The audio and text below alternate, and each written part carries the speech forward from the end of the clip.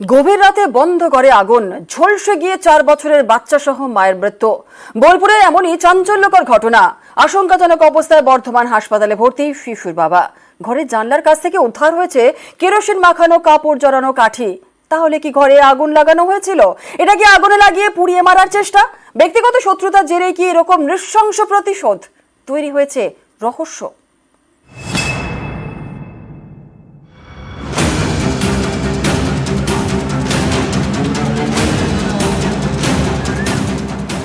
বীরভূমের বোলপুর, এখানকার রায়পুর সুপুর পঞ্চায়েতের রজতপুরে নৃশংস কাণ্ড। বৃহস্পতিবার গভীর রাতে বন্ধ ঘরে আগুন, ঝলসে মৃত্যু মা এবং 4 বছরের সন্তানের।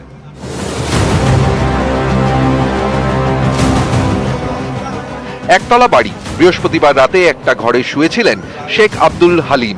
সঙ্গে ছিলেন স্ত্রী রূপা বিবি এবং 4 বছরের সন্তান। পাশের ঘরে বড় ছেলে। যে ঘরে আব্দুল হালিম শুয়েছিলেন সেই ঘরে আচমকা আগুন। চিৎকার শুনে ঘুম থেকে উঠে পড়েন পাশের ঘরে থাকা আব্দুলের বড় ছেলে।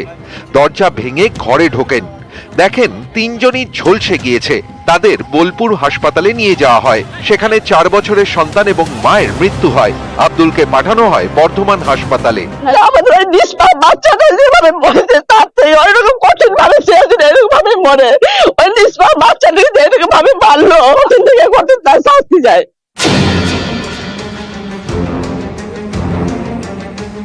প্রতিবেশীদের দাবি, যে বাড়িতে আগুন লাগে সেই বাড়ির জানলার নিচে একটি কাঠি পড়েছিল, তার মাথায় কাপড় লাগানো। সেই কাপড়ে কেরোসিনের গন্ধ, ঘরেও কেরোসিনের গন্ধ। তাহলে কি ঘরে আগুন লাগানো হয়েছে? ভোল্টেজে একটু প্রবলেম ছিল, যেন ফ্রিজ বন্ধ ছিল, দাদা করে আগুন জ্বলছে, দরজাটা হালকা ঠেসানো ছিল। আমি খুললাম, মা দেখছি নিচে ছটফট করছে, দেখা যাচ্ছে যে কেরোসিন তেলের গন্ধ। আর আমি যখন প্রথম ঢুকি রুমটাতে তখন পুরো অক্সিজেনের পার্সেন্টেজ 0। প্রতিবেশীদের দাবি, আব্দুলের বাড়ির পাশেই থাকেন তার এক আত্মীয়।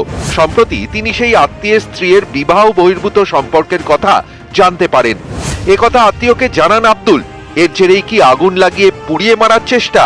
ব্যক্তিগত শত্রুতার জেরেই কি এরকম নৃশংস প্রতিশোধ? এই সব প্রশ্নের উত্তর খুঁজছে পুলিশ। বীরভূম থেকে ইন্দ্রজিৎ রুজ, নিউজ 18 বাংলা।